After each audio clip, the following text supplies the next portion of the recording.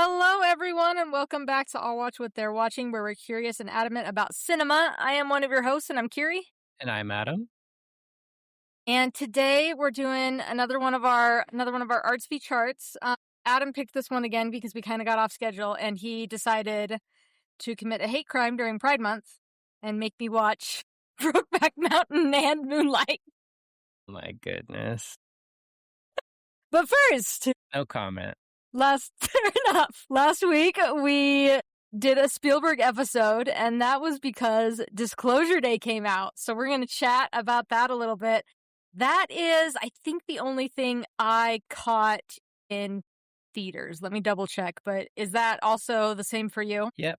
This is Toy Story weekend coming up. Feels like that really snuck Yes. up on us. So that review thread dropped today. Kyrie and I were texting a little bit back and forth about it. You said something interesting. You said basically, because it's the lowest current Metacritic and Rotten Tomatoes, and you were basically saying you feel like 4 rode the wave of the trilogy and was graded higher than maybe it should have. And now 5 is being graded on 4, meaning it's a little bit lower than maybe what it is. Obviously, we haven't seen it yet, but I did think that was an astute observation. Yeah, I mean, Toy Story 1, 2, and 3 are honestly kind of this, like, beautiful, perfect trilogy in a lot of ways. Like, I rewatched 1. I think 1 is super fun. Obviously, the animation doesn't age super, super well, but I still think it's fun. I still think it's funny. I think I mentioned on the podcast, I watched it with Sarah, and that moment where Sid is, like, hitting or I think it's another kid first, but there's an astronaut and there's things coming up out of the astronaut and you're trying to hit it like a whack-a-mole type of thing. And what's funny about it is these little aliens, like from Alien, are poking out of the astronaut's chest. That's what they're playing. Like, I paused it and got up close and personal to my TV because I was like, is that the xenomorph? It is the xenomorph. So I think it's fun. I think it's clever. I think it's more adult than it has any right to be. And 2 does this really wonderful thing where, I mean, the sequence with Jessie and, you know, the When She Loved Me song, you're kind of looking at, like mortality. What does mortality look like for a toy? How do you want to spend your life when you are a toy? And I don't know, that's all really interesting. And then I remember when Toy Story 3 came out, I was a senior. So I was Andy. Like, I was exactly the year that Andy was watching this. And I remember when they announced Toy Story 3, I was like, ugh, we don't need this. No one needs Toy Story 3. What is this doing? And then it came out of the gate also just being like this beautiful way to kind of bookend this trilogy of, we had this arc with Andy and now that arc is over. And I'm about halfway through 4 in preparation for 5. And it really does kind of feel like they don't know where to go from here. Right. Yeah, no, it's an interesting place to be. I think we've talked about it a little bit early on in some forecast episodes and that type of thing. Really great summary of the trilogy. Obviously, if you want to, great time to dust it off and get in. I do have to say 2 is still my favorite. Mine too, I think. Just a lot of, I don't know. I've just always loved it. I think it's one of the, no, because A Bug's Life does it, but I've always loved the blooper reel at the end. Like, that's just such a funny thing to do. Yeah. But anyways, let's talk Disclosure Day, because we both saw that this weekend. Both have it rated fairly high, which I think we'll talk about, and it'll be interesting. Curious what you've kind of seen or heard from other people from bubble or circle of just kind of reactions on social media and everything else. It's actually been a bit muted compared to what I would maybe expect. Agreed.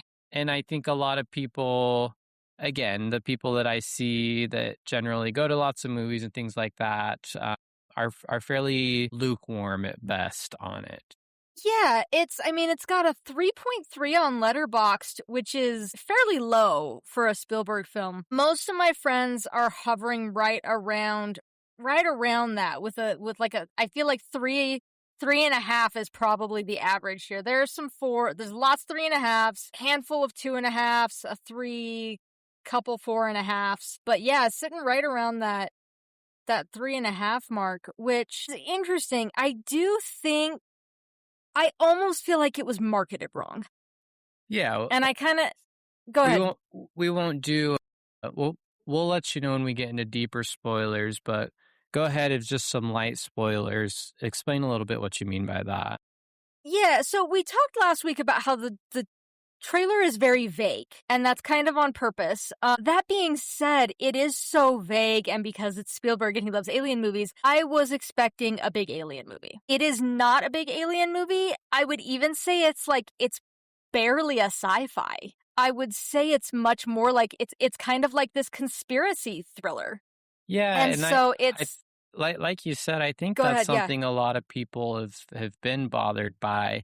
And I've seen a lot of people be like, this movie doesn't make sense today. Like this is a movie that should have came out 10 to 15 years Mm. ago. That it Yeah, just I've seen that too. that's the type of movies that were coming out. That's the type of action or suspense or thriller and that type of thing. And so I can understand that a little bit.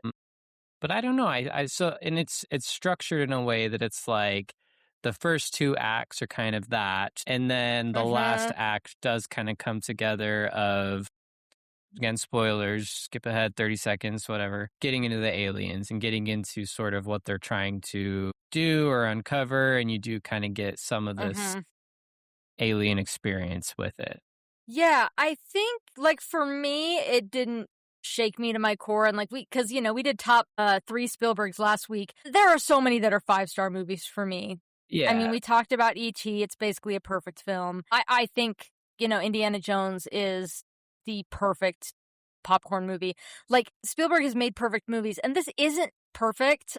We knew I was gonna say it is a little too long. I really dug it though. Like, and I'm also just kind of a sucker for action, so like it really doesn't take much for me to be excited about it. But I was like, I was here for the chase scenes. I was here for the car chase stuff. I was here for the more cerebral manipulation stuff with the government agents, and like I was really there for it. Like they're really I had a lot of fun. I thought Emily Blunt is giving like an Oscar level performance. I'd agree. I think Colin Firth also just like slam dunk. I think he was amazing. Those two in particular really sold it for me. But yeah, I don't know. I like it's not doing well at the box office, and I would say like go see it. If the horror movies are not your thing, if you're wanting to see something, that you're not taking the kids to, if you're skipping Minions or Toy Story or whatever, go see Disclosure Day. I think it's a lot of fun. Yeah, I thought it was doing fine box office wise, not blowing anything out. It probably I would expect quite a big dip though. I bet it's just the word of mouth isn't going to get it to where it needs to be unless you're listening Yeah. to this podcast. And I think I agree. I think I mean a couple of thoughts on it in general. Like I think there is this skepticism or this cynicism that I can understand of like this movie is overly sort of like warm and optimistic about sort of the message that it is going with. I saw a Mhm. really insightful review. I can't remember the user, so sorry for not giving credit, that basically said this movie is the anti Begonia and a lot of similar themes Huh. about aliens and that type of thing. And I think that that's where it really resonates with me is that I think in almost every aspect, Begonia is a better movie as far as the plot, the structure, the pacing, the acting, the music, the technical things. Everything about Begonia is better, but I liked Disclosure Day more because I walked out of that movie feeling like, yeah, I feel good. And so I think that's why it works. And I can understand for a lot of people why that doesn't work for them. It also does this third act again, getting into heavier spoilers now, skip ahead a minute if you need to. The alien reveal and sort of all of the disclosures and showing all the aliens and stuff. I do think that like for so many people, it is kind of just this and if that happened in real life, so many people would just kind of be like, okay, moving on. Mhm.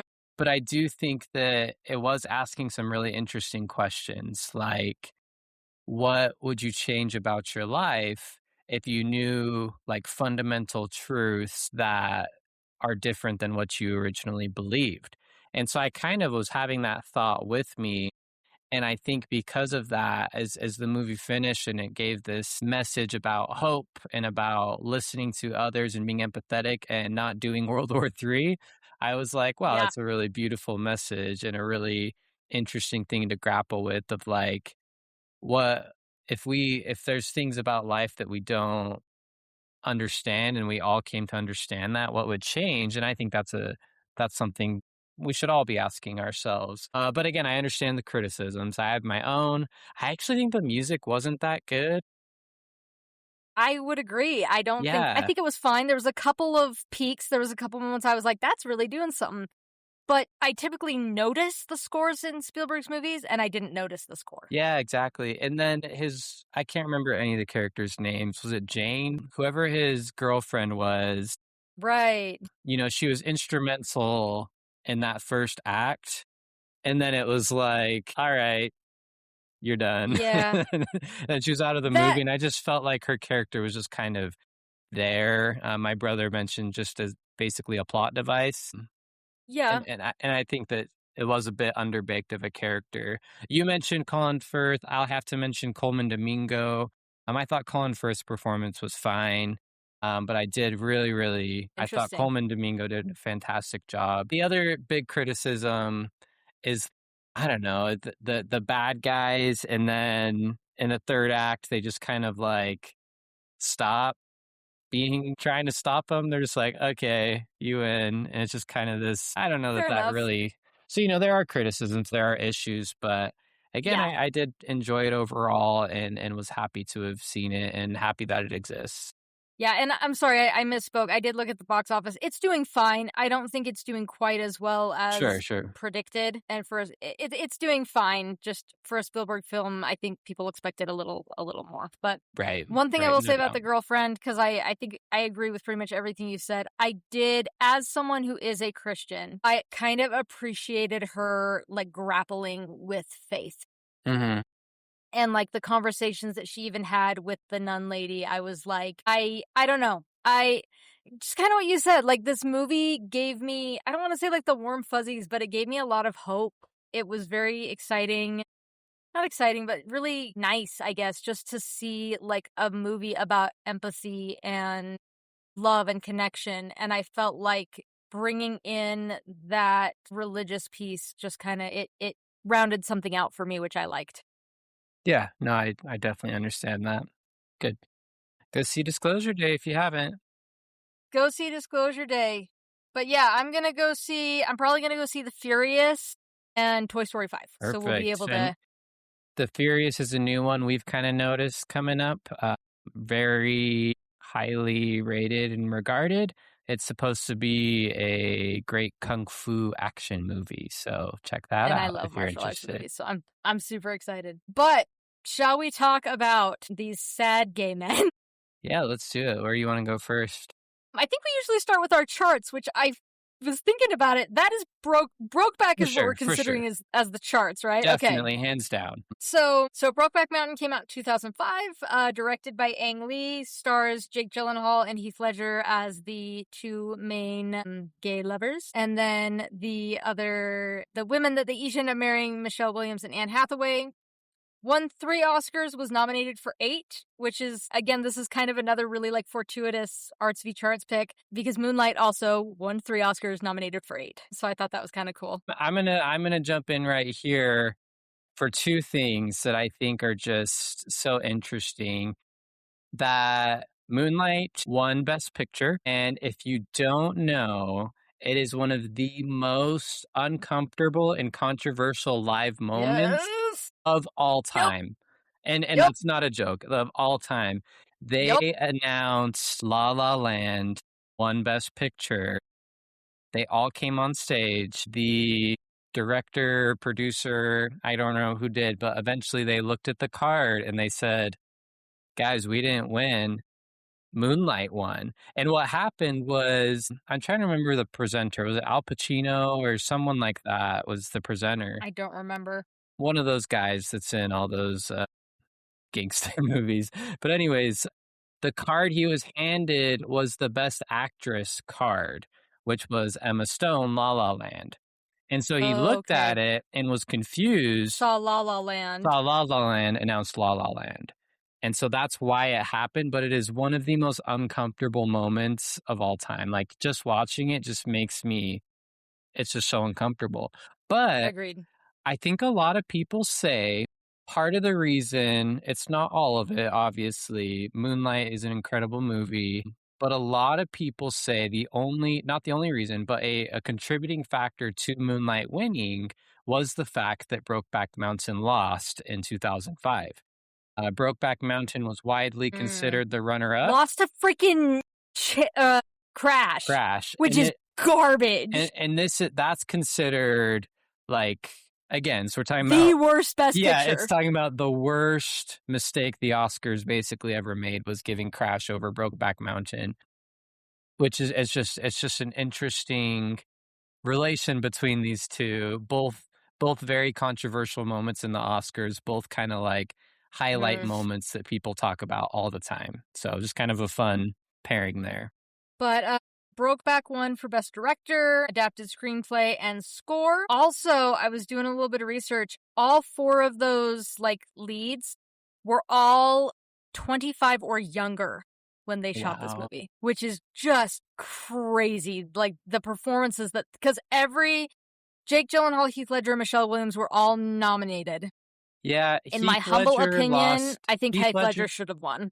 Yeah, Heath Ledger lost to Philip Seymour Hoffman. I haven't seen that movie that he won for. I've seen clips. You've seen it? I've seen clips. Okay, so I've seen pieces of it. I'll reserve judgment until I've seen it and can accurately weigh in on that. But what I can say is that the performance Heath Ledger gives is like one of the best performances I've ever seen. And so for that reason, I do think there's probably merit to an award. This is actually one of Daniel Day-Lewis's favorite films. Okay. And he actually, when he won his, I want to say, Golden Globe for There Will Be Blood, he honored Heath Ledger in his speech or something like that for his performance in Brokeback Mountain. Heath Ledger was really great about just like his portrayal too. And there's some criticism that both of these roles were played by 2 straight men. Right. Wasn't Heath Ledger actually dating Michelle Williams for some period of time? They met on the set of Brokeback Mountain, and they dated and or got married. Like, Jake Gyllenhaal, I think, is actually their daughter's godfather. That's really sweet. Or son's godfather or something. But anyway, so Heath Ledger... They separated shortly before his tragic passing. Gotcha. Heath Ledger turned down presenting at the Oscars because all the insensitivity around this movie and all the gay jokes and things like that he didn't want anything to happen or anything like that. So we'll talk a little bit more about that and sort of the reaction to this movie. And I think we both kind of on the same wavelength of just like, we'll get more into it, but just like the fact of what the butt of jokes that this became is just truly tragic. Yeah, it's a shame. When you actually sit down and watch this movie.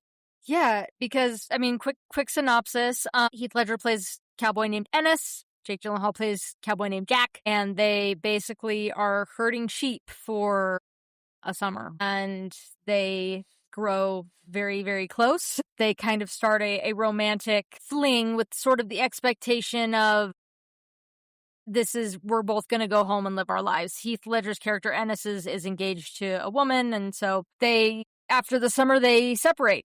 Jack Twist goes rodeoing down in Texas. Ennis Del Mar stays in Wyoming, marries his sweetheart, has 2 little girls, and they just kind of are doing their own thing. And then Jack ends up coming to Wyoming for work or some reason and basically says, hey, Ennis, I'd love to look you up. And so they reunite, and the spark is still there, and so their life sort of becomes this, Ennis and Jack are both still married, have a kid or 2, but they're meeting up a few times a year. They go out camping, fishing in Brokeback Mountain, and they have their little romantic getaways. And the whole time there's kind of this expectation of like, Jack wants this. Jack has given Ennis multiple opportunities for them to be together. Even after Ennis's wife divorces him And Jack thinks, oh, this is great. This is it. Now we can be together. And Ennis still turns him down. And then near the end, they've been writing postcards back and forth. Ennis gets one back and it says deceased. He calls Jack's wife, basically says, hey, what happened? She said he was filling up a tire. The tire blew, broke his nose, jaw, and he drowned in his own blood.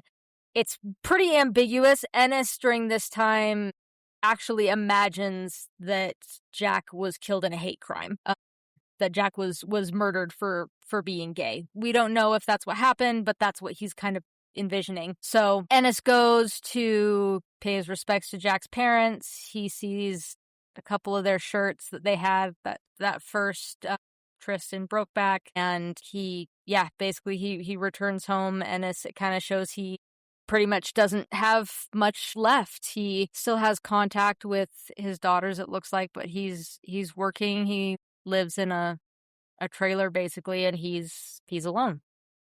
And that's pretty much the end of the movie. It's sad as hell. Yeah, a couple things. I've seen this movie before. I have too. And it really moved me the first time. And again, because I think if we just get right into like Brokeback Mountain, if you haven't seen it, and you were around in 2005, it was the butt of a bunch of jokes, right? Gay cowboy movie and Yep. all these other things within it. I'll have to check on this, but this is so random. I think one of my dad is like an attorney or was an attorney for the federal government. One of his coworkers, I think, was like a background extra in this movie. Wow. As like, like an attorney. Anyway, I'll have to double check on that. I just remembered that, kind of a funny thing. But anyways, I was in Utah when this came out, and one of the big things was Larry H. Miller, former owner of the Utah Jazz, owns all the megaplexes in Utah.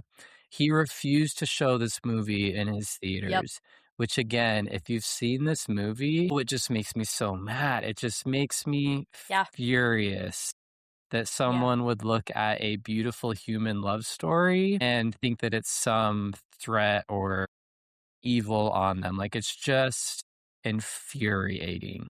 Yeah. No, I mean, I distinctly remember when this movie came out, and I remember my parents and the church community that I was a part of, like, being upset.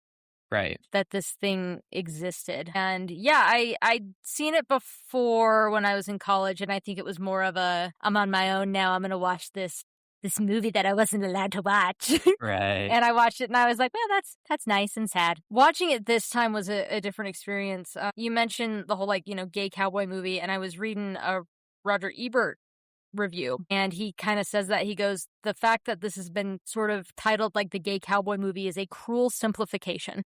Mm-hmm. And I really like the way that's put, because it's so much richer than that. And it's what I find like really, really interesting in watching it this time. I was like, this is a true romance. Like, this is a star-crossed lovers romance. This doesn't, because there's really not that much like blatant homophobia on screen. So it makes it feel less of a whole like, because a lot of queer movies, it's like gay people overcoming hate or trauma or whatever.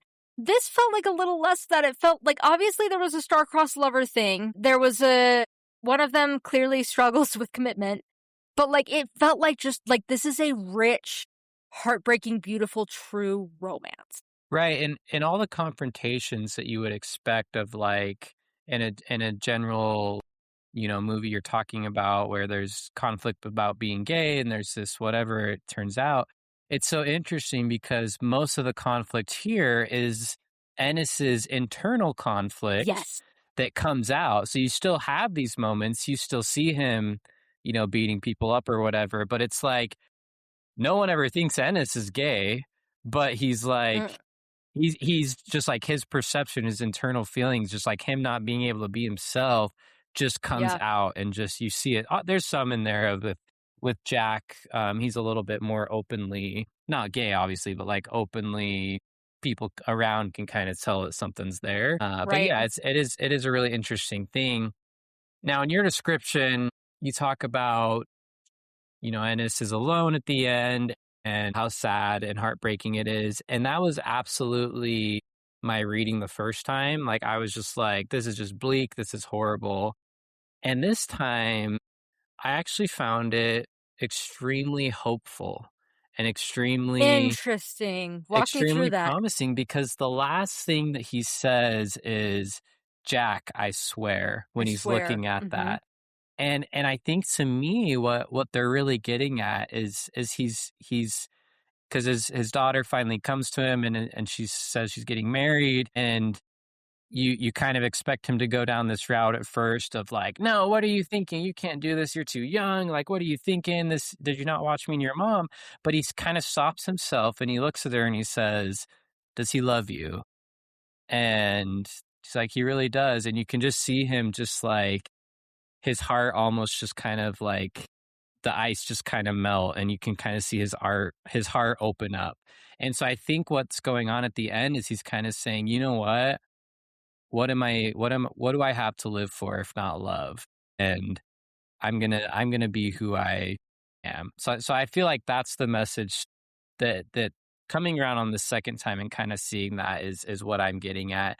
And I think too, like, I didn't find it as ambiguous of a tire exploding versus a hate crime. I think it actually I think you are kind of supposed to be led to believe that it is a hate crime, because when he goes and he visits Jack's parents, they talk about how Jack was going to run away with some guy that they met, and it's David Harbour's character, which is like, what is this guy Right. doing here? Mm, And so I think that, and maybe not a hate crime, and maybe just sort of like the affair of it, that he and Anne Hathaway's dad, and just kind of all the business people down there. And so I Right. think it's a combination of factors, not just the hate crime, but I do think it wasn't. You can kind of tell too, like Anne Hathaway knows who Ennis is, and knows. You can tell Yeah. that she knows by that point that they were, lovers. Lovers. So I think a lot comes out that you are supposed to read between the lines of, like, there's definitely more at play than what she's saying. Doesn't matter at the end of the day, but I think this time I Right. left a lot more definitively of being like, I don't think that's a true story. I think that there was something more. But anyways, that's not the important part. The The important part is I No, do you're feel very good. hopeful at the end. The reason I say it is a little bit more ambiguous, I did do some research and I could not, between the short story and the movie, doing some research and also just like talking to people on Reddit, I could not get a definitive answer. Okay. Everyone seemed to have a different answer of, well, maybe that's what happened, maybe this is what happened, maybe it was a murder done by maybe Anne Hathaway, and her Anne Hathaway's character and her father cooked something up to get him out of this situation. Between the short story and the film, I will say it is left ambiguous enough that no one seems to have the same answer. Right. Or I could not find a drastic majority for one or the other. And how great is that for a movie? Like, it's so much better when they leave you thinking about it, right? Like, they don't just tie Yes. everything up, they leave you thinking about it, which leads you to kind of just engage with it more, and kind of just have a Yeah. deeper interaction with it as you leave. And so I do think that because it kind of meanders to the end, I'll say, not in a bad way, but it's like he gets the postcard that's deceased, and it just kind of like takes a minute to kind of get to It that takes its very time. ending scene. Because again, Totally agree. I think it does want you to kind of sit with that, and kind of sit as Ennis is, of like kind of exploring and thinking about it. And like, again, I think it's an intentional decision at the end of this movie of like, I don't care what the possibilities are. I want to live a life that you wanted me to live, that you wanted me to live with you. Like, I'm gonna open myself up, I promise. Gotcha. Yeah, I'm gonna be mulling that one over because I don't know when, but I will be watching this movie again. Right. I really like this is one that I'm like, well, I have to own this on 4K now because I really do think it is a beautiful and tragic love story, and I am a sucker for romance. Yeah, so I And think so and I I loved it. I think there's 3 aspects of it that I rated this a 5-star movie on this go round. So this is in like the top view of my mind of movies. And I think for Mm. me with this movie in particular, there's 3 things that it does essentially flawlessly in my mind. One is the cinematography, just beautiful Gorgeous. landscapes, beautiful everything about it. Brokeback Mountain itself deserves an Oscar. Yeah, and some of my favorite shots are when, because part of it is when they're out doing the sheep. One of them's supposed to stay up with the sheep. One of them's supposed to like make dinner and breakfast, but then Mm-hmm. they're not supposed to sleep at the base camp. Obviously, they're doing a lot more than sleeping at the base camp. But so you would get these really cool shots of like the base camp looking up to where the sheep are, and you can see like Yeah. one of them on the horse walking around. And I'm like, that is just an incredible shot. Mm-hmm. Number 2 is the music, just beautiful, So good. yeah, heart-wrenching So music. good. And number 3 is the script. Like, it's just really good dialogue back and forth. And I don't know this for a fact, but I'll attribute, I think most of that goes to Larry McNulty, who is a co-screenwriter. Mm-hmm. He's the author of Lonesome Dove, which I read last year. And I thought it was going to be about gay cowboys, but it's just about cowboys. None of them are outrightly gay. I kept waiting for a reveal, but nothing ever happened. But that's a really, really good book, and his dialogue is just some of the best out there. So that's a really well-regarded book, and I think he just does a phenomenal job. And so it just keeps you engaged. And I think those 3 things for me are what really grounds this movie and makes it just a beautiful setting to tell this tragic love story. Yeah, I was sitting at 4.5 for a while, and I was trying to figure out why I wasn't giving it 5, and I decided that the only reason I wasn't doing it was because I still think that Portrait of a Lady on Fire is the superior movie, and I realized that was not a good enough reason for it to not be a 5-star movie, because Brokeback Mountain is a 5-star movie. Yeah, very similar movies. I still stand with the cinephiles that like, Portrait of a Lady on Fire in the Sight and Sound Top 100. It was like cinema people talk about like, oh, European art film is not dead because of Portrait of a Lady on Fire, but I don't want to overshadow Brokeback with Portrait of a Lady on Fire. I think you hit it exactly right. I think it's beautiful. I think what is heartbreaking about it, because you said you found the ending really hopeful, and like I said, I'll be thinking about that the next time I watch it. But what I found so heartbreaking about watching it this time, I think when I was much younger, I was like, oh, that's so sad, Jack dies. And I think that that's kind of been my thought of like, oh, gay movies are sad. They don't end up together. What hit me this time and what I was like, this is what makes this, again, why I say this is a true romance, as well as a star-crossed lovers, as well as like a true tragedy. I don't think the real tragedy is that Jack dies. I think the real tragedy is that Ennis never let them be together. Right. And because like you said, because I think I texted you this, I was like, it's not even so much that like society is keeping them apart in the way that like Portrait of a Lady on Fire feels like that. Mm-hmm. Portrait of a Lady on Fire, it's the world was not ready, society was not ready, so they could not be together because that wasn't the way things were done. This movie, it's like, it's not society that keeps them apart. Like, this is the 1960s. This wasn't like that long ago. And like, Jack was all in. Jack was all in a few times. Right. All Ennis had to do was say, I want this, and Jack would have left his wife, Jack would have moved, Jack was all in on this thing. But, like, I feel like Ennis had been told that he was normal, and I'm using air quotes, and straight, and he felt like that was what he had to be. And I think at first, like, I bought his excuse of, like, well, I have a wife and 2 kids. I was like, okay, fair. Stay true to your wife. You have kids to take care of. I get it. But then, when they divorced, he drives out there and he's basically like, hey, so, you're divorced. Are you ready? And Ennis turns him down, and that's just... That part is so hard to watch. It's so heartbreaking. Yeah, that because, part is so hard to watch. Because Jack is so excited. He's so happy. He's ready to be there for Ennis. And Ennis just, like, puts up a brick wall. And, like, that is what I find so heartbreaking about this, is that, like, Ennis was the one who would not let them be together, who would not let them be happy. Yeah. And, like, that is just, it's one of those, like you said, it's one of those things where, like, I am, as much as I want to be furious at society because I'm like, and Ennis's dad, he makes me want, Yeah. I feel like he is the one who instilled that in Ennis's brain. It's just so sad. Like, I don't know. I'm all in my feels because it's Pride Month, and, like, that was the thing is at the end of my review, because I wanted to sort of like wax eloquent, and then I realized I had nothing else to say. And so I just said, I don't really know what else to say other than movies like this break my heart. Love is love, and I just can't understand why people don't get that. Happy Pride. Yeah. So, like, I don't know. I Beautifully think it's a said. beautiful movie. I think it's essential watching. I think everyone should see this thing. I think it's a beautiful love story. It's also just, it's really tragic.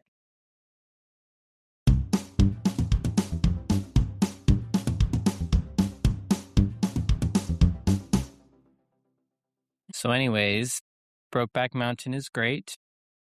Mm-hmm. Now we can get into Moonlight. Yes. I can give the plot overview if you want to give some of the background info. I assume you have, because Sure. you're always more prepared than me. No, you're good. Yeah, Moonlight came out in 2016. Director is Barry Jenkins. He also did, something Beale Street, when Beale Street could talk, something like that. Right. And then He he got his also bag. did the recent Mufasa movie, the Mufasa prequel, whatever. It honestly stars a lot of people because it goes through 3 different time periods. I'm just going to kind of say the highlights. Mahershala Ali is the one who won the Oscar. He's in the first act. Naomi Harris does appear in all 3 acts as the main character's mother. And then Trevante Rhodes plays him as an adult. And this is also kind of what put Janelle Monáe on the map as far as acting. She's also in the first couple acts. Yeah, I love Janelle Monáe as an actress. Especially in this, she's really good in this. really good, really good.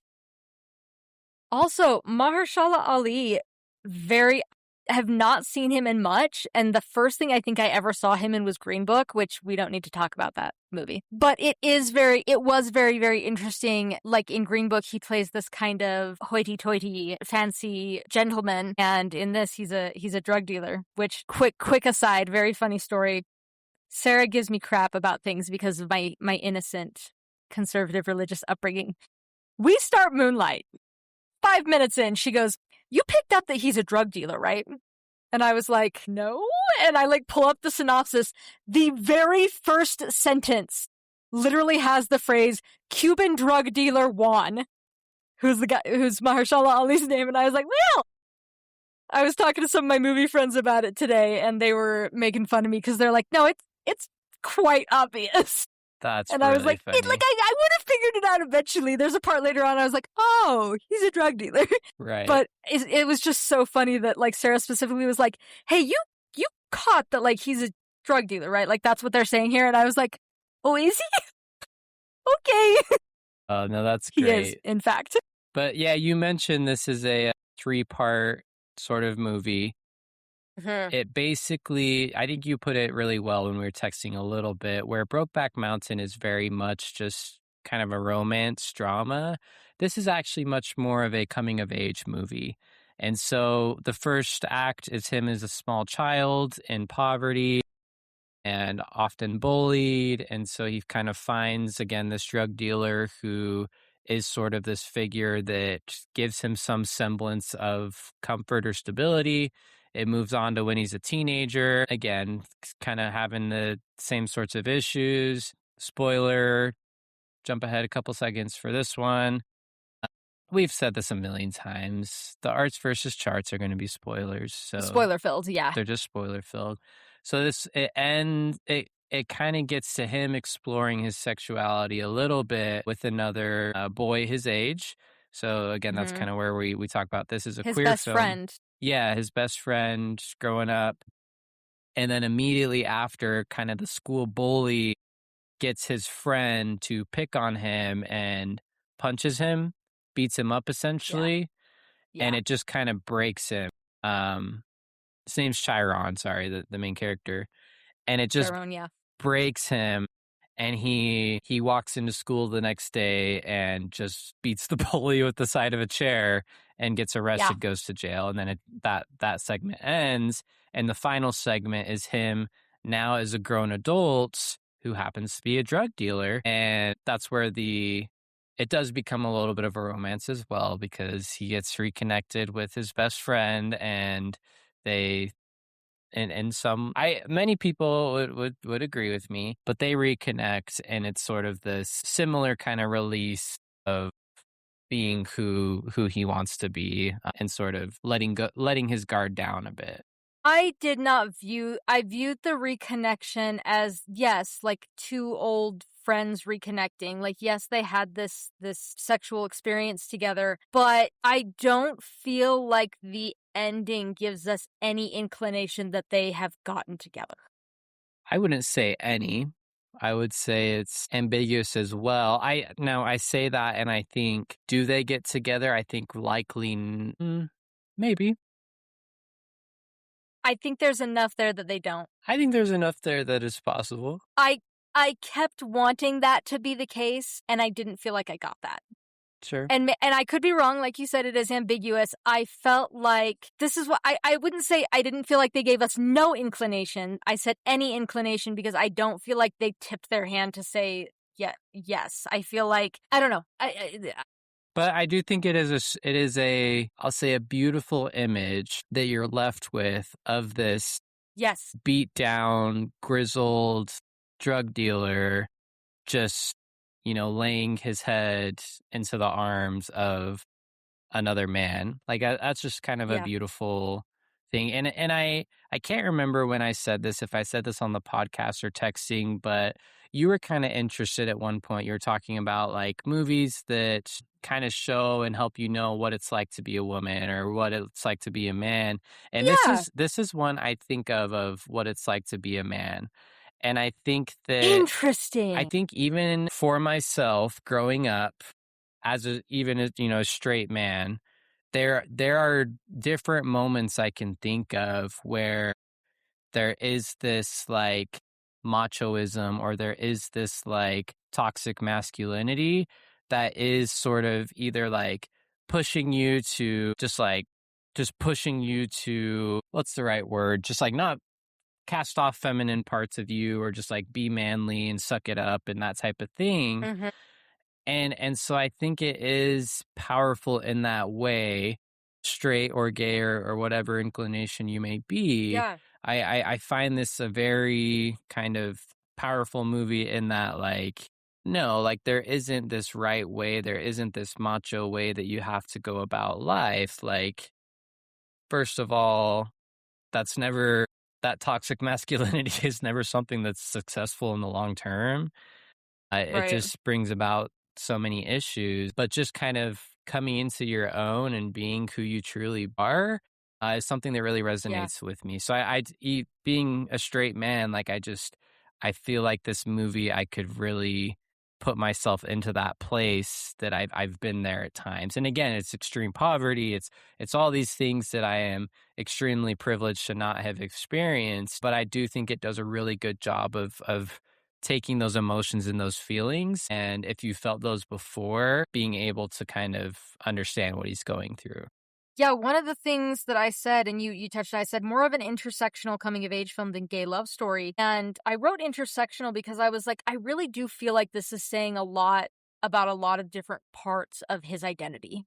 Mm-hmm. Whereas I feel like Brokeback Mountain is very much, this is a queer love story. These men are gay and they are in love. And that is kind of the point of the film. It's a romance. This movie, I think that you hit it spot on. I feel like it's not, I almost was surprised by how little like queer content there was. Mm-hmm. Just because I knew this was it's about a gay black man in the South. That's what I was walking into. And instead, with it kind of being in this three parts, I feel like it reflects, I was reading something or someone told me something, I think Sarah read it, that like in the film, in the script, they wanted to focus less on the actual like traumatic events and more the effect of that the trauma had on the character. Yeah. And I think that that's exactly it. I feel like you have this intersection of this is a person of color. He is a man.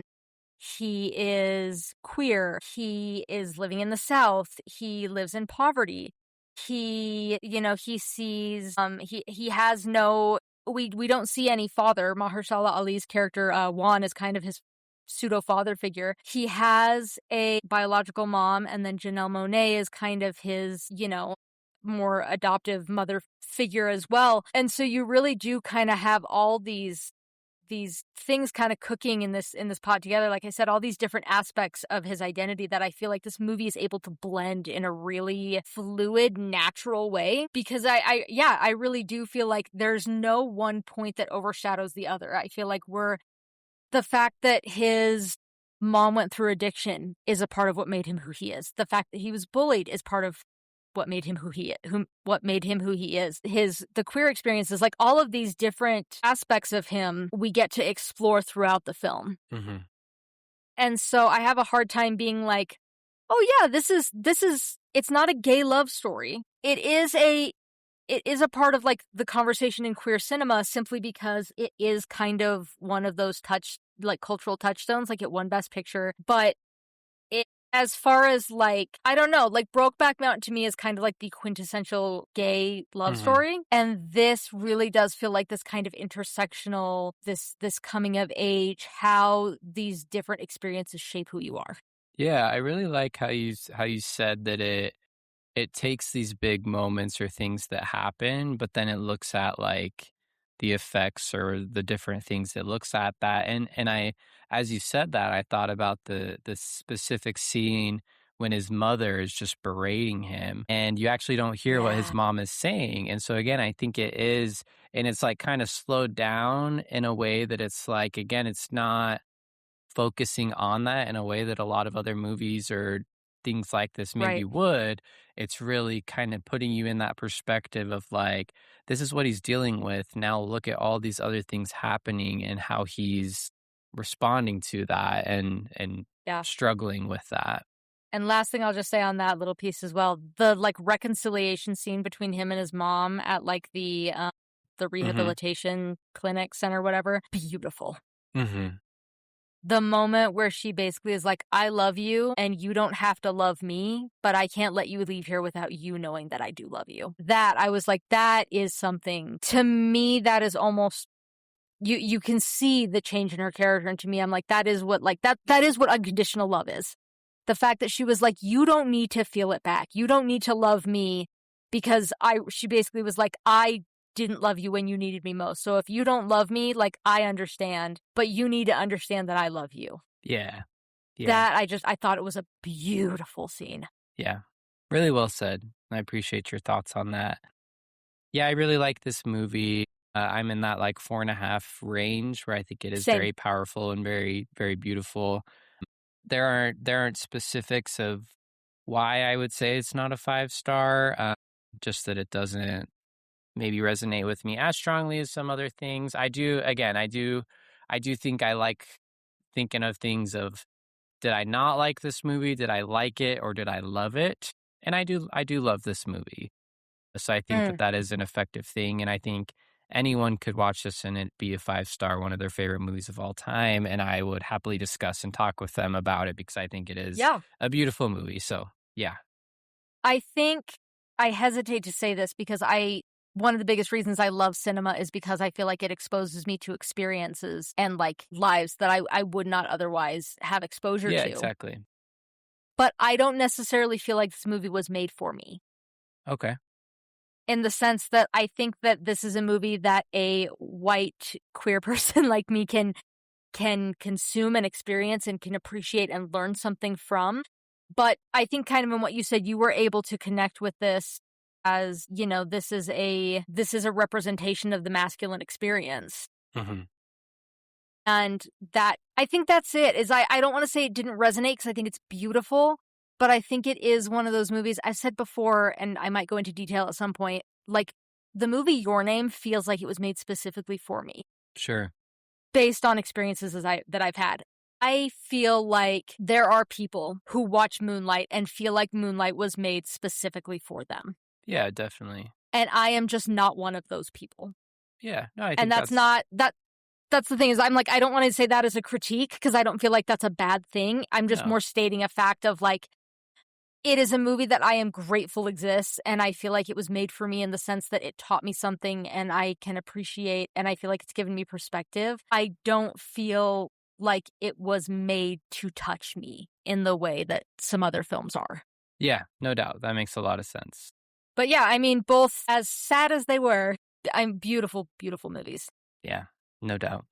No doubt. But Adam, what are we watching? It's still Pride Month, and so we are still supporting and watching sad, happy, in between queer movies. Obviously, we mentioned Toy Story. We'll get around to that. I do have one quick question for you. Have you ever seen a John Waters film? No, He I did know we've Hairspray, talked Pink about it. Flamingos, Female Trouble. We've talked about it a few I'm gonna- times, so maybe I'll I'm gonna have to catch commit one. on air. Yeah, I'm gonna commit on air. I'm gonna watch at least one before next week. Perfect. As always, appreciate everyone listening. Feel free to drop a like, share it with a friend, reach out to us, and until next time. Catch you later.